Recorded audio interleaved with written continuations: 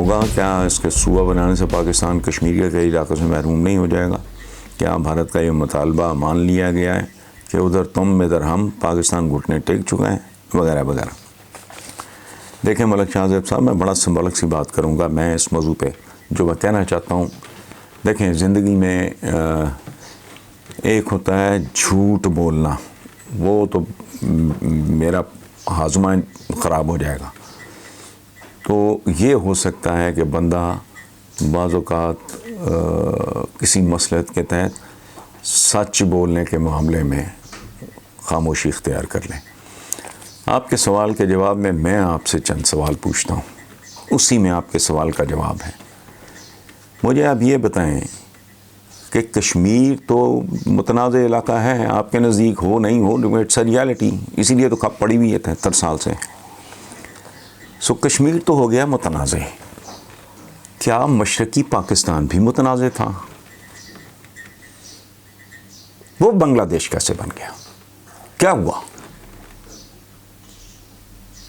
ہم نہیں اس کو قائم رکھ سکے، وجوہات جو بھی ہوں. ان لاجیکل تھا، لاجیکل تھا، اس کو چھوڑ دیں. آپ محمد علی جناح کی امانت کو سنبھال نہیں پائے، پہلی بات اس پہ غور کریں. رہ گیا موجودہ پاکستان جو ہمارے پاس موجود ہے، جس پہ کوئی تنازع نہیں ہے. تو اس پاکستان اور اس کے عوام کا کیا حال ہے بتائیں؟ مجھ سے یہ تو اگر سنبھالا نہیں جا رہا ڈیسک اپنا، تو میں کہوں میں وہ اس ڈیسک بھی اس میں شامل کروں گا. یہ تو میرا تتر بتر پڑا ہے. ملک مقروض ہے، بہت بری طرح مقروض ہے. عوام محروم ہیں اور بہت بری طرح محروم ہے. سو پلیز ملک شاہ زیب صاحب، میرے اس مختصر سے تجزیے نما سوالوں اور سوال نما تجزیوں پہ ٹھنڈے دماغ اور ٹھنڈے دل سے غور فرمائیں. آپ کو آپ کے سوالوں کا جواب مل جائے گا. لیکن جہاں تک جہانگیر ترین کا تعلق ہے، وہ پاکستان کے ٹاپ کے ٹیکس پیئرز میں بہت رسپانسبل متوازن آدمی. اچھا، میں ایک بات اکثر کرتا ہوں کہ منہ اٹھا کے یہاں بات تو کر دی جاتی ہے. ایک بزنس ہاؤس ہے، مثلا مثال دے رہا ہوں میں، اس نے 50 کروڑ ٹیکس دینا ہے، جینون جو اس کا بنتا ہے. اس کا 40 کروڑ تو سرکاری بھیڑیے کھا جاتے ہیں. وہ اگر پھر بھی 15 جمع کرا رہا ہے تو وہ تو جتنا اس کا بنتا ہے اس سے زیادہ دے رہا ہے. ایک زمانے میں آپ کو خود ذاتی تجربہ بتا رہا ہوں، میں ایکسپورٹ کرتا تھا. تو کراچی میں حیران ہوتا تھا کہ میں پورے مڈل ایسٹ میں ایک جگہ پہ میرا ذاتی رابطہ ہے، پاکستانی میں جتنے بقالے وہ سارے، تو اتنی کوانٹٹی میں تو میں نہیں بھیج رہا. یہ جو فگرز آتے ہیں، ایک آئٹم تھی اس میں مثلا یہ شلوار قمیض، تو سڈنلی ایک دن خبر چھپی کہ کارٹنز اٹھائے جا رہے ہیں، بالکل ماڑو قسم کے بندے، بڑا بڑا کارٹن اٹھایا. میں کوئی نیا کوئی ایسی کسٹم تھا، کوئی پتہ نہیں، مجھے اب تفصیل نہیں یاد. اس نے کہا روکو، پکڑو ان کو. ان میں کاغذوں کی قطریں تھیں، اوپر 4 6 سوٹ پڑے تھے. وہ ریبیٹ کھانے کے لیے یہ واردات کر رہے تھے. اب مجھے بتائیں جہاں حالات اس طرح کے ہوں، میں نے پہلے بھی مثال دی، اگر بالفرض میں یہ ہائی لائٹر امپورٹ کر رہا ہوں، میں نے یہ 1 لاکھ روپے کا امپورٹ کیا، میں مثال دے رہا ہوں، اس پہ اگر بالفرض 25% ڈیوٹی ہے، میں پوری دے رہا ہوں، لیکن جو میرے دائیں بائیں بیٹھے ہیں وہ اس کو انڈر انوائس کر کے، یہ نہیں ہو سکتا. At Rome do as the Romans do. یہاں کاروباری جو کوئی گڑبڑ نہیں بھی کرنا چاہ رہا. یہی حال سرکاری ملازمین کا ہے. آپ سرکاری ملازمین کی اگر تنخواہیں دیکھیں اور ان کے اختیارات دیکھیں، ایک پلڑے میں آپ ایک ایس ایچ او کی تنخواہ ڈالیں، دوسرے پلڑے میں اس کے آپ اختیارات دیکھیں. اچھا، اس کی تنخواہ دیکھنے کے بعد آپ یہ غور فرمائیں کہ اگر اس کے 3 4 بچے ہیں، اسکول گوئنگ، اس کے ماں باپ ہیں، بیوی ہے، وہ خود ہے، گھر کرائے کا ہے، اس تنخواہ میں تو وہ ایک ہفتہ نہیں گزار سکتا، وہ زندہ کیسے؟ ہاں ایک صورت ہو سکتی ہے کہ اس کے سسرال اسے فیڈ کر رہے ہوں، فائننس کر رہے ہوں، یا اس کے ماں باپ اتنے تگڑے ہوں اس طرح کے لوگ، تو میرا خیال ہے کہ 1000 2000 5000 میں ایک آدھ خاندان ہوتا ہوگا جو ٹو ٹپے کے لیے یہ کام کرتے ہوں گے اور دانے گھر سے آتے ہوں گے. باقی پورے کا پورا نظام چل ہی کرپشن پہ رہا ہے. آپ کی اکانومی بیسیکلی اکانومی ہی کرپشن کی ہے. ایک بات یہ بالکل طے ہے، گن پوائنٹ پہ ریاست. منیمم ویج جو ہونا چاہیے، منیمم معاوضہ یا اجرت، 1 تولے سونے کے برابر ہونی چاہیے. تو یہ کیا چل رہا ہے؟ حیرت ہے.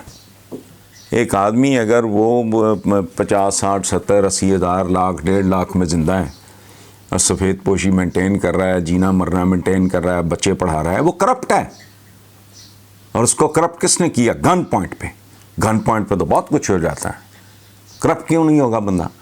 پورا نظام بنیادی طور پہ جھوٹ والی یہ بات ہے. اچھا باقی آپ نے کہا کہ جی احتساب کا عمل درست سمت میں جا رہا ہے. دیکھو اپنا رضا صاحب سمت کا تو مجھے علم نہیں، جس طرح جو سمت ہے وہ آپ بھی جانتے ہیں، میں بھی جانتا ہوں، میں نے اس پہ کیا تبصرہ کرنا ہے. لیکن یہ انداز بہت بھونڈا اور جلد بازی والا ہے. یہ اتنی قدیم بیماری راتوں رات یا ہفتوں میں یا مہینوں میں آپ اس کا علاج کرنا چاہ رہے ہو. How is that possible? پورا معاشرہ ایک خاص طرح کے کینسر کی لپیٹ میں ہے. یہ تو بچنے کے لیے تو بڑی بات ہے. آپ اوور نائٹ اس کا علاج کرنا چاہ رہے ہو، ایسے نہیں ہوتا. اس کام کے لیے بہت زیادہ صبر، ضبط، تحمل، بردباری، گہرائی، گیرائی کی ضرورت ہے. اور یہ کام صرف مرحلہ وار ہو سکتا ہے، ایسے نہیں. یا پھر اس جعلی جمہوریت پہ لعنت بھیجو، چین والا نظام اپناؤ، ورنہ 100 جوتے بھی پڑیں گے، 100 پیاز بھی کھانے پڑیں گے. یہ ہو سکتا ہی نہیں. حکمران بات کرتے ہیں ریاست مدینہ کی. او بھائی، بنی نوع انسان کی تاریخ کا سب سے حسین عالی شان انسان، ان کو بھی تقریباً 2 اشرے لوگوں کو اٹھنا بیٹھنا کھانا پینا بیہیو کرنا، ایک دوسرے کے ساتھ تعلق، ہر چیز ان